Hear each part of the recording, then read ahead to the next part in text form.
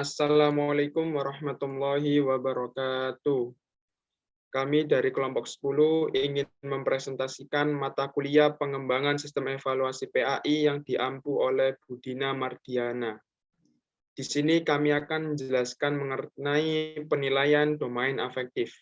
Anggota kelompok kami ada 3, yang pertama Nurfaiz Firmansyah, NIM 056, kemudian Cahyayu Kamila, NIM 062, dan Muhammad Rehan Naswa, NIM 084. Pembahasan yang pertama mengenai pengertian penilaian domain afektif. Silahkan. Baik, di sini saya akan menjelaskan mengenai pengertian penilaian domain afektif. Dalam proses pembelajaran, pendidik perlu untuk melakukan penilaian terhadap kinerja peserta didik, bukan hanya dalam ranah kognitif saja, namun penting juga bagi pendidik untuk menilai dari ranah afektif peserta didik. Penilaian merupakan kegiatan menganalisa, menafsirkan, lalu menentukan nilai yang dilakukan pendidik terhadap peserta didik dengan syarat peserta didik telah memenuhi kriteria yang telah ditetapkan. Domain afektif erat kaitannya dengan perasaan, emosi, serta respon atau tanggapan siswa dalam proses pembelajaran yang telah dilaksanakan. Hal ini dapat ditunjukkan oleh peserta didik dengan bentuk perilaku, keinginan, perhatian, dan kepekaan.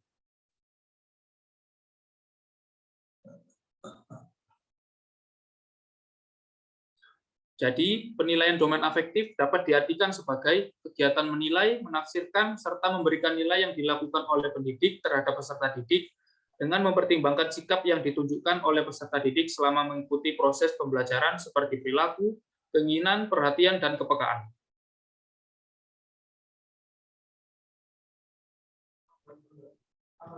Berikutnya, ruang lingkup penilaian domain afektif.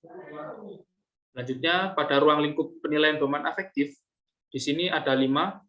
Yang pertama ada menerima, dan yang kedua ada menanggapi, yang ketiga ada menilai, yang keempat mengorganisasi, dan yang terakhir ada karakterisasi dengan nilai.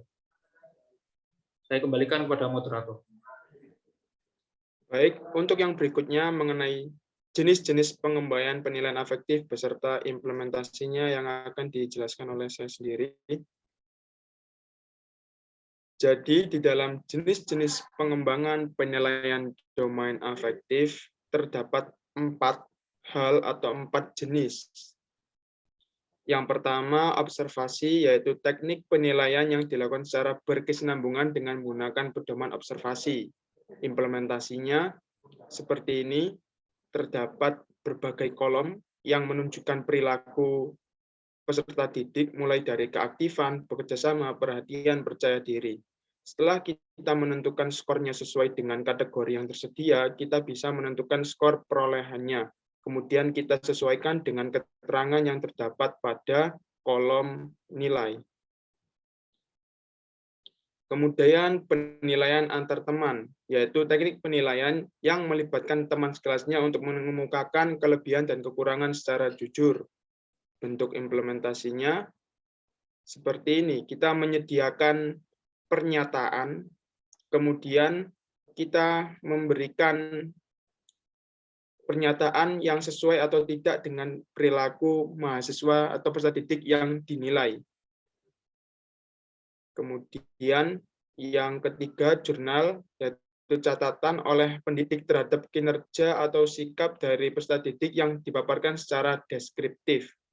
Contoh implementasinya seperti ini, bahwasanya ada nama peserta didik, kemudian ada kolom waktunya, kemudian kegiatannya, dan butir sikap serta keterangannya.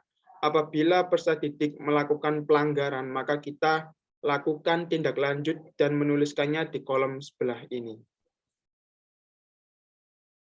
Kemudian yang terakhir yaitu wawancara, yaitu teknik non-tes secara lisan yang mengukur aspek sikap dan kepedulian siswa selama pembelajaran. Contoh implementasinya seperti ini. Jadi terdapat pertanyaan yang diajukan oleh pendidik dan ada narasumber selaku peserta didik yang menjadi bahan wawancaranya. Ada pertanyaan, kemudian ada jawaban. Inilah 4 jenis yang dapat kita kembangkan atau kita tentukan dalam penilaian domain afektif. Kemudian yang berikutnya, evaluasi penilaian afektif yang akan dijelaskan oleh Mbak Cahya Ayu. Silahkan. Baik, di sini saya akan menjelaskan mengenai evaluasi penilaian domain afektif. Yang pertama ada observasi. Ketika melakukan observasi, terlihat siswa kurang memperhatikan materi yang dijelaskan oleh guru. Hal utama yang perlu dilakukan sebagai seorang guru ialah mengevaluasi dirinya sendiri. Karena kemungkinan faktor kelemahan siswa dalam belajar adalah disebabkan oleh cara penyampaian materi guru yang sangat kurang. Dengan demikian, siswa pastinya akan merasa bosan dengan metode pengajaran yang sangat monoton. Kemudian, kedua ada penilaian antar teman. Pada penilaian antar teman, terdapat siswa yang sering mengganggu siswa lainnya ketika pembelajaran dimulai. Dapat kita pahami bahwa setiap siswa memiliki karakter yang berbeda-beda. Ketika anak cenderung untuk bergerak dan aktif di dalam kelas sehingga berpotensi mengganggu siswa lainnya ketika pembelajaran dimulai, hal ini bukan berarti siswa tersebut memang nakal atau bandel. Bisa jadi siswa tersebut merupakan anak yang hiperaktif atau sedang merasa bosan. Dengan demikian, supaya pembelajaran berjalan dengan lancar dan semua siswa mendapatkan pengalaman belajar yang sama-sama bermakna, guru dapat merancang metode belajar yang banyak melibatkan aktivitas seperti games, diskusi, atau bermain peran. Kemudian yang ketiga ada jurnal. Terlihat siswa gugup pada saat presentasi di depan kelas. Kemungkinan faktor tersebut terjadi karena siswa kurang persiapan dan kurangnya siswa dalam penguasaan materi yang akan disampaikan. Dengan begitu, guru perlu memberikan motivasi agar siswa terlihat lebih berani berbicara. Yang terakhir ada wawancara. Ketika jawaban siswa tidak sesuai pertanyaan yang diajukan oleh guru, perlu guru memberikan motivasi lebih. Kemudian memberikan soal dengan bahasa yang siswa pahami dan berusaha membimbing siswanya agar mempunyai rasa percaya diri yang lebih. Karena kemungkinan siswa merasa gugup atau tidak tenang saat ditanya sehingga siswa tidak dapat fokus pada pertanyaan yang diberikan oleh guru. Kemudian guru juga bisa mewawancarai dengan keadaan kelas yang tidak begitu serius, karena itu berpengaruh pada ketegangan siswa saat menjawab pertanyaan. Dan yang terakhir, guru memberikan soal dengan bahasa yang mereka pahami, karena kemungkinan beberapa siswa sulit mencerna atau menerima bahasa yang terlalu tinggi, terutama pada jenjang SD atau MI.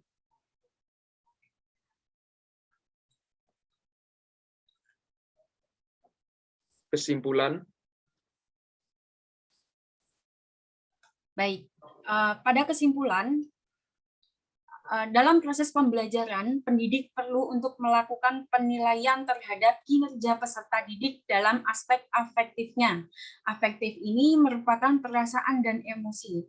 Hal ini ditunjukkan melalui peserta didik dengan bentuk perilaku, keinginan, perhatian, dan kepekaan. Untuk itu, ranah afektif memiliki peran yang sangat penting dalam menunjang keberhasilan internalisasi pada ranah kognitif. Sebab aspek afektif berorientasi pada sikap atau perhatian, minat, nilai, dan praktik. Tidak hanya itu saja, aspek afektif juga dapat mempengaruhi pola pikir peserta didik dalam menghadapi masa depan. Dengan demikian, peserta didik yang memiliki kecerdasan afektif yang positif akan mempermudah guru dalam memahami peserta didik dalam menentukan tujuan dan langkahnya di masa depan. Mungkin itu saja dari saya. Baik, untuk yang terakhir adalah sesi kesan dan pesan. Untuk yang pertama, silakan Mas Nur Faiz, kesan dan pesannya. Baik, mungkin pesan dan kesan saya pada pembelajaran ini yaitu kita bisa mengetahui macam-macam penilaian mulai dari penilaian afektif, kognitif, psikomotorik yang dapat digunakan pada proses pembelajaran. Mungkin seperti itu saja, Mas. Bisa dilanjut pada presentator yang. Untuk Mbak Cahya Ayu, silakan kesan dan pesannya. Baik, pesan dan kesan saya. Yang pertama, terima kasih sebesar-besarnya saya ucapkan untuk Bu Dina yang sudah membimbing kita semua pada mata kuliah pengembangan sistem evaluasi. Karena sistem evaluasi ini sangat berperan penting terutama bagi kita semua, yakni calon pendidik di masa calon pendidik di masa depan. Dengan begitu, mata kuliah ini pastinya juga bermanfaat, di mana di awal kita belum banyak mengetahui cara menilai ataupun mengevaluasi, jadi lebih tahu dan paham salah satunya bagaimana cara menilai peserta didik dalam proses pembelajaran. Mungkin itu saja dari saya. Terima kasih. Baik, untuk yang terakhir, kesan dan pesan dari saya sendiri, saya ucapkan sama, terima kasih kepada Bu Dina Mardiana bahwasanya karena beliau telah membimbing kami sebagai mahasiswanya untuk bisa memahami mengenai sistem evaluasi terkhusus pada pembelajaran pendidikan agama Islam. Selain itu, kami bisa memahami bahwasanya evaluasi itu dapat dilakukan baik di ranah kognitif, afektif, maupun psikomotorik. Dengan adanya penilaian evaluasi tersebut, kita dapat mengevaluasi peserta didik dan bisa mengatasi kekurangan yang terjadi pada peserta didik. Dengan adanya hal tersebut, kita dapat menambal atau kita bisa memperbaiki kekurangan yang ada di dalam peserta didik sehingga kita dapat menciptakan peserta didik yang cerdas dan berintelektual tinggi. Terima kasih, sekian dari presentasi kelompok kami. Wassalamualaikum warahmatullahi wabarakatuh.